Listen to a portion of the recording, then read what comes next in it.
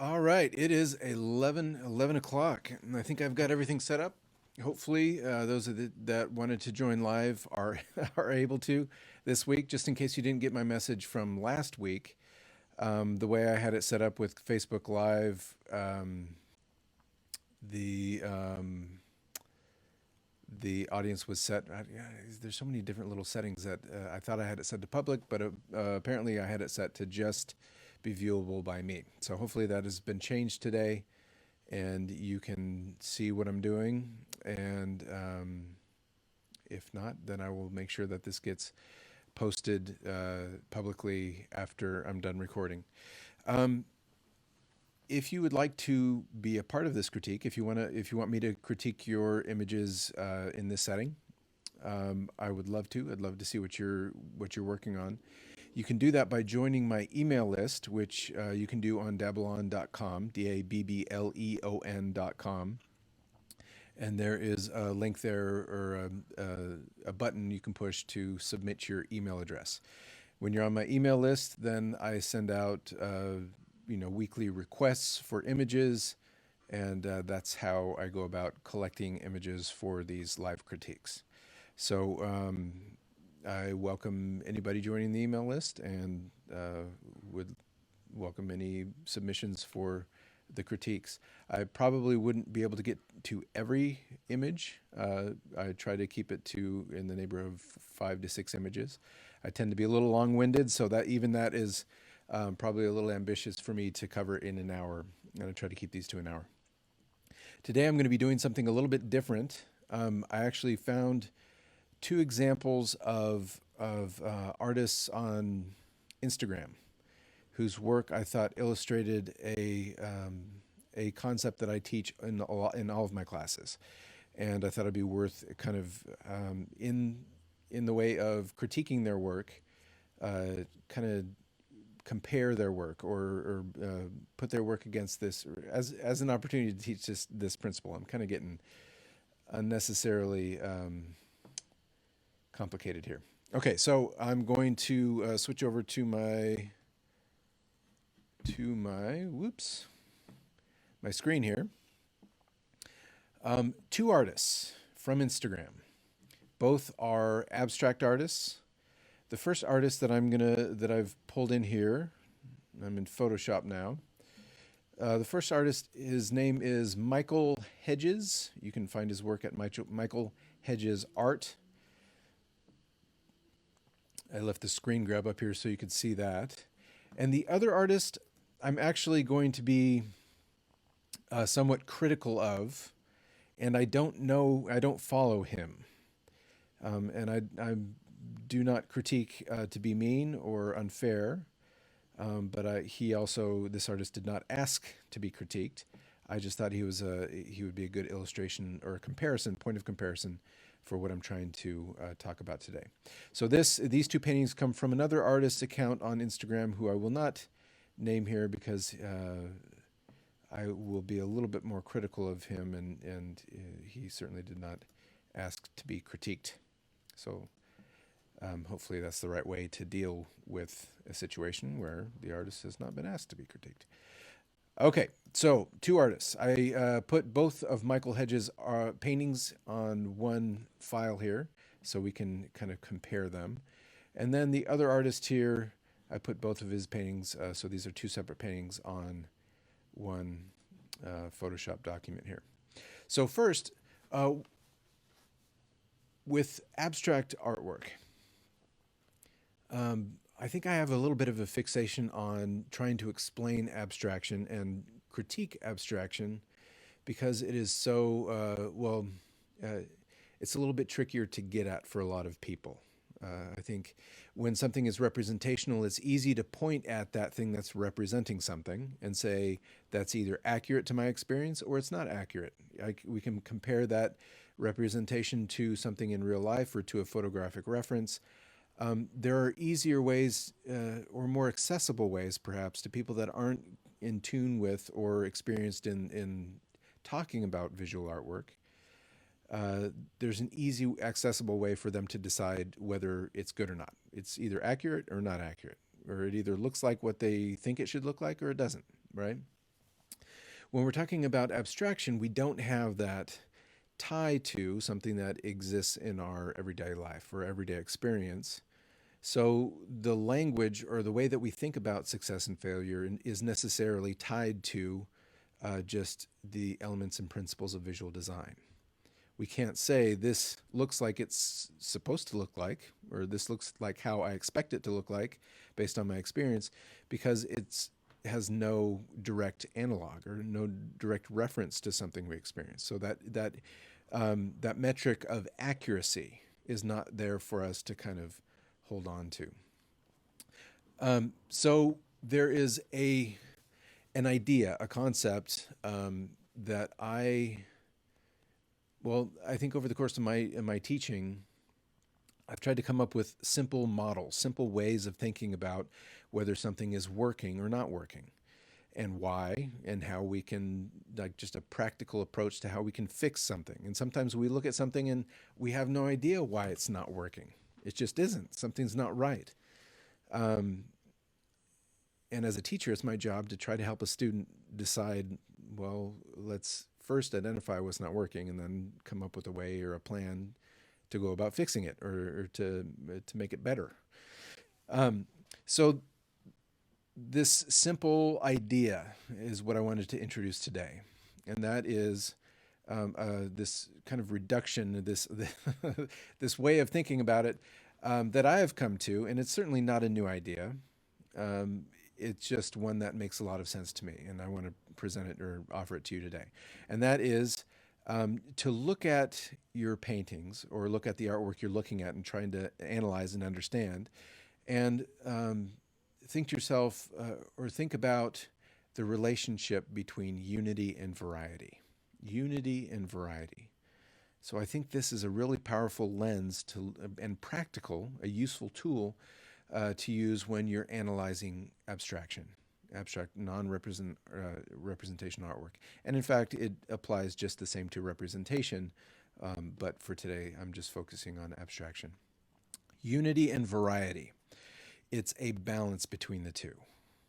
Too much unity or sameness. Sameness would be, a synonym. Sameness, unity. Uh, Too much sameness in an artwork is going to be boring. It makes sense. We understand it. It's easy to comprehend. It's accessible, but it is not engaging. It doesn't challenge us. It doesn't cause us to have to comprehend or think or question. It's just easy. It's boring. We see it, we get it, and there's no really compulsion to do anything else or require anything else from us. Whereas variety or chaos, when there's too much going on, when there's not a clear pattern of something going on or a clear focal point or something for us to take away or understand that this thing is more important than something else, it's just too much chaos. That is almost the same problem. It's confusing. We don't know how to enter it. And we don't know how to understand what we're looking at. We don't know what questions to ask. We just don't know. There's too much chaos, right? There's no way for us to enter in or relate. So too much chaos is incomprehensible, confusing. It's a turnoff. It's inaccessible. And that's just as much of a problem as on the opposite end of this unity variety balance. Too much unity is boring. So too much chaos, confusing. Too much unity, boring. It's got to be a combination or a relationship, a balance between those two things. We've got to have enough unity that we can. It's accessible and understandable, comprehensible, engaging, relatable, and we need to have enough chaos or variety or difference so that it causes us to engage and it picks up our interest in something that we want to engage with and understand and question and try to comprehend and see patterns and all these things that are kind of inherent to our why we give things attention. All right, so let's take a look at Michael Hedges' two paintings here. And first, what I wanted to do is just turn off all the color information by going into here, and I'm going to take down saturation. Oop, actually, that's only they're on separate layers. I'm going to put them on the same layer real quick. And I'm going to take down the saturation so that it's just black and white. I'm going to check in here. It looks like we've got 3 of you. Becky Ann, aha, you're here. Good. So we have some people, some people here live. I'm glad you're here. Okay, I'm sorry. I take a little detour there to make sure that that the stream is going. I'm sorry, guys. I can't pay attention to both the comments and to what I'm doing, so I am won't be able to answer questions at the moment. Okay, so this is these 2 paintings. I'm going to turn the preview on and off. This is with full color, and this is without any saturation or color information, just black and white. And the reason I wanted to do that, whoops, I just turned that off, take out all the saturation, hit OK, because value contrast, right? Light and dark contrast is one of the places that we tend to fall down the most. And maybe that's not even accurate, but it's one of the value contrast is one of the most fundamental and powerful kinds of visual contrast to human beings. It's one of the most important parts of how we interact with the world and perceive and make meaning, value contrast. So if there's too much sameness in the values that we're using, meaning there's not enough contrast between the lightest of values in our image and the darkest, that is one obvious place that we can look at and work on. So in this case, looking at Michael Hedges' artwork, there is, in both paintings, there's a really nice range of values, from light to dark, and nice midtones, ranges of grayscale in between. Okay, so I'm going to undo that, and let's go over to, I'm going to close that up. Let's go over here to this other artist. I'm going to do the same thing, and I'm just going to pull all the saturation information out so that we just have value, just light and dark. So notice in this one, the darks don't get all the way black, and the lights don't go all the way to white, and the gray, the midtones, the shades of gray in between, there's not a whole lot of variety in there. There's maybe 5 different shades of gray, right? So we don't just get a whole lot of separation in terms of value. So if I were talking to this artist and critiquing, I would recommend that they think about pushing that value contrast to get more pop, to get more visual contrast, to engage the viewer, to attract attention. Now, it could be that this was intentional, that the artist didn't want a lot of value contrast.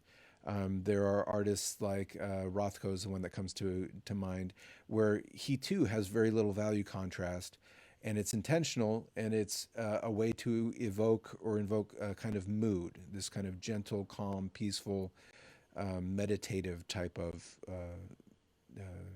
presence, you know. So there might be instances where you don't want a whole lot of value contrast. And in this case, though, I don't think that is the case. And in fact, you look at these and there is a sense that the artist wants there to be a lot of punch. There's a lot of saturated color here, which tells me that the artist probably wants these paintings to be very aggressive and loud and energetic, right? So one way that they would be more successful in that regard is by introducing more variety in value. So again, back to this idea of the contrast or the balance that there is between unity and variety. I'm going to point that I think starting with value in particular is just a really, I don't know, low-hanging fruit, a good place to start in analyzing why your painting isn't popping enough or is just falling flat a little bit. So even though there's tons of color here, tons of saturation, tons of lot of fun, playful color, there's really no value contrast, and that is something worth addressing. Okay, next I wanted to well, let's finish. I'm going to finish with color first, and then I'll come back to composition. So Color-wise, the other thing that in terms of this idea of balancing unity and variety, in these Michael Hedges paintings, there is unity in both of them. There are some reoccurring colors. There's these blues in the this painting on the right. There's a lot of different shades of blue, and so this repeated color throughout the image creates a visual pattern where we want to connect all these shapes of blue. But then he's introduced slightly different versions of that blue. Some that are a little bit lighter and less saturated, some that are darker, more saturated, darker, less saturated, shifted slightly to warm or cool.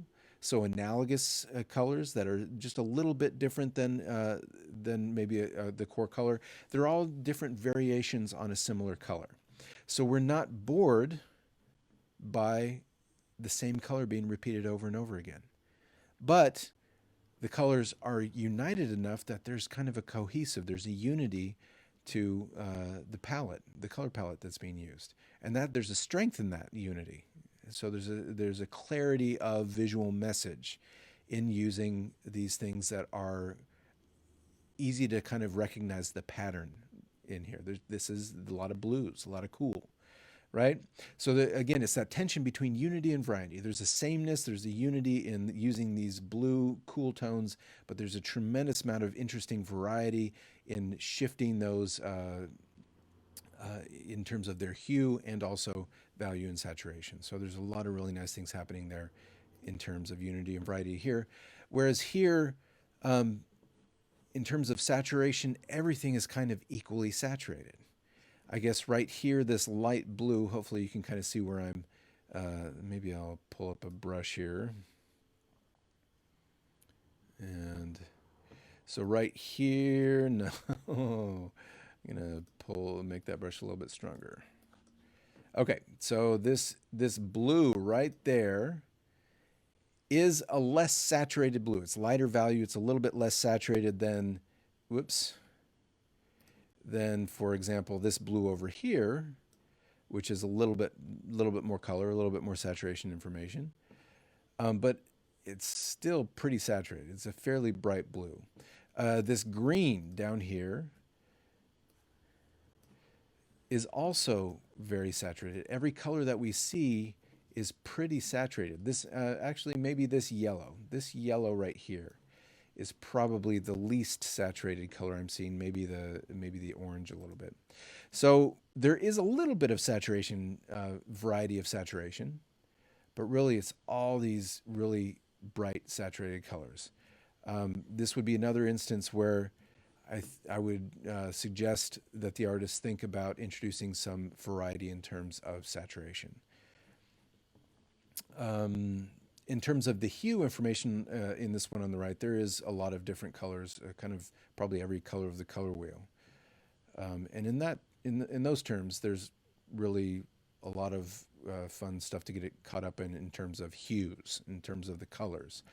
Okay, and then this one on the left, I would also, say that none of them are kind of get to pure color, the pure color in the color wheel. They're all a little bit less than pure, a little bit less, more neutral than on that spectrum of pure to neutral. They all are, not totally a pure color, but they're all kind of equal in the level of saturation. Okay, enough said on that. So hue, saturation, and value are good things to point at. The last thing that I wanted to look at here are just the shapes and positioning of those shapes within the rectangle of the composition. So another way that these two paintings are so successful and interesting is the way the artist is using composition, the organization of these different shapes and colors, the way he's positioning all of these things in relation to each other. So again, going back to this thing that I think is really important. I guess that's why I keep on hammering on it. Unity and variety. So there's a tendency that we have, and to normalize things, to kind of even things out, to spread things out. And if we put a little bit of something over here, we want to put a little bit of something similar over on the other side. We kind of want to just sprinkle things evenly throughout. And I think this is probably just our natural sense of entropy, wanting to kind of spread things out equally in the composition. So I think often we have to fight that natural impulse of wanting to spread things out equally and evenly, because again, there's too much sameness there. It's boring. So what I wanted to look at here in these two, in terms of composition, before I go back to the Michael Hedges paintings, let's look at this painting on the left. I'm going to zoom in just a little bit. Let's see if I can get that occupying more of the space.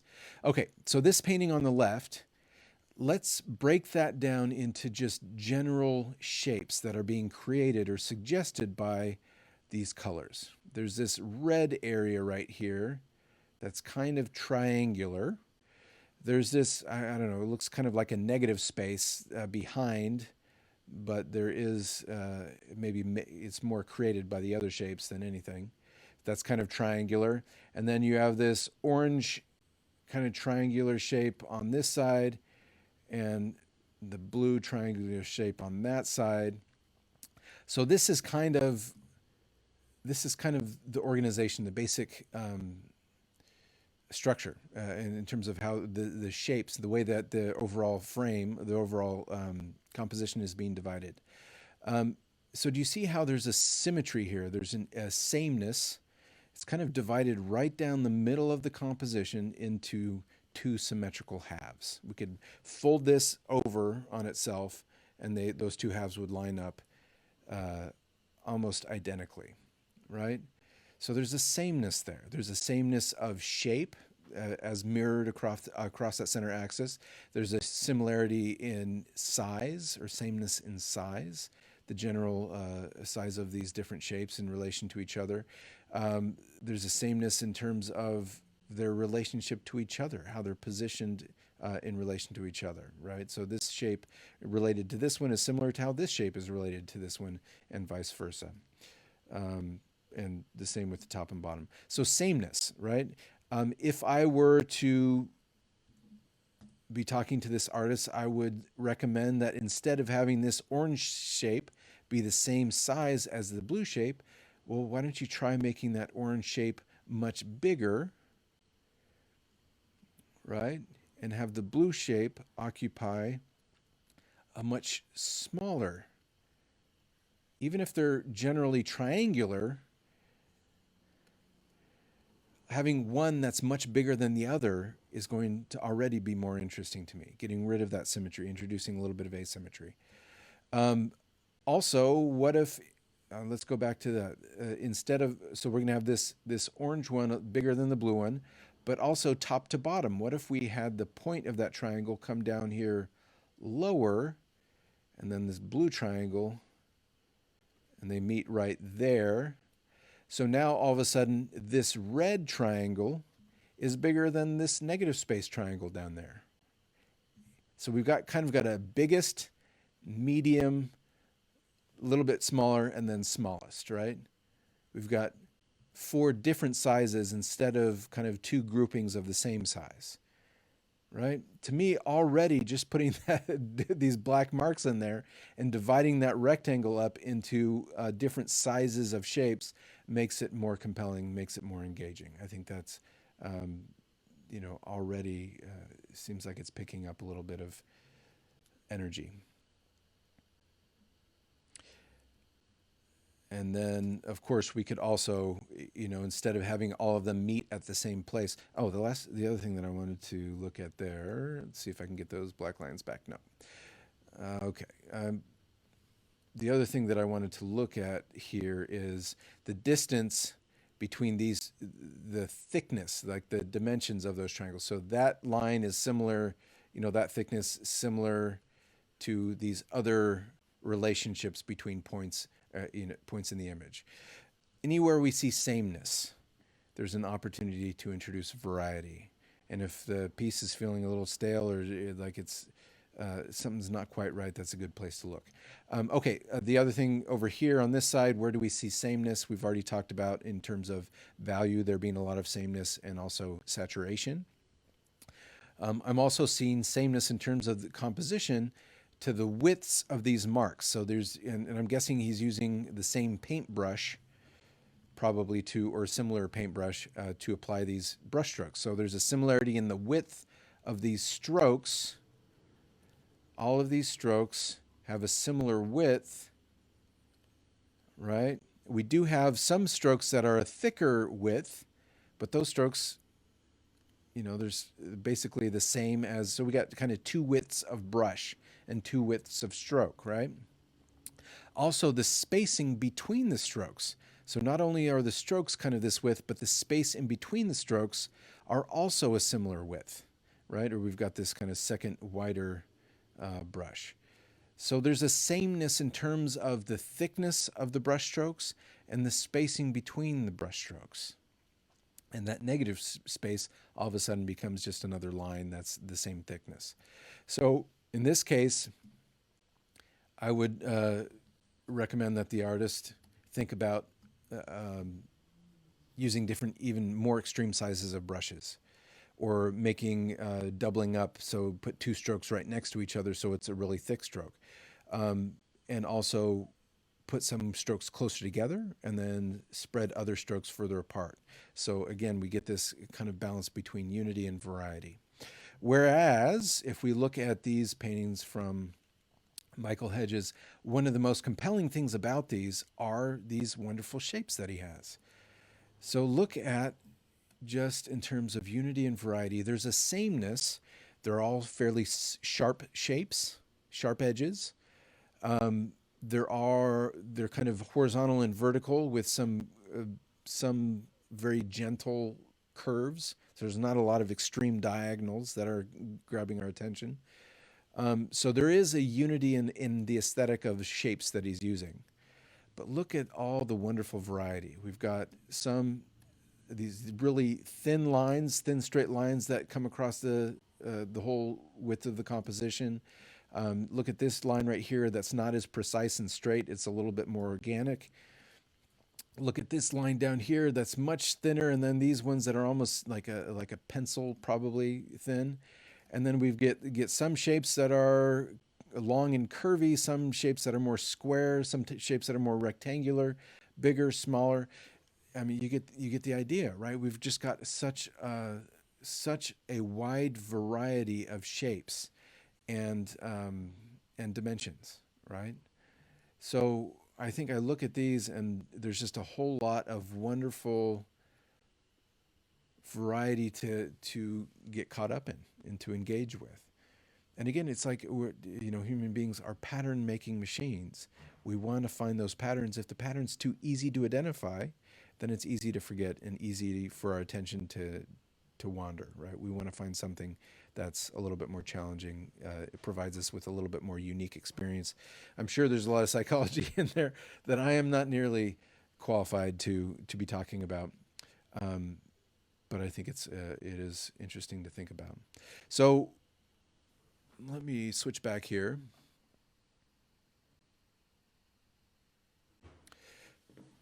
All right.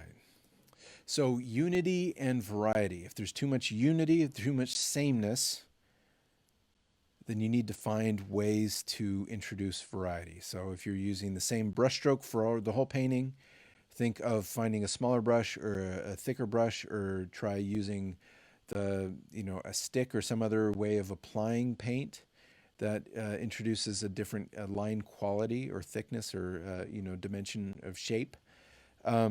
Think about how you're positioning shapes and lines and the elements of your composition, how you're positioning them in relation to each other. So have some that are closer together, some that are further apart. Where you look at your painting and you see just too much gobbledygook, too much chaos, like it's just not working enough, or congealing, or not kind of cohesive enough, then try to introduce some sameness. Take away some of the chaos, take away some of the variety.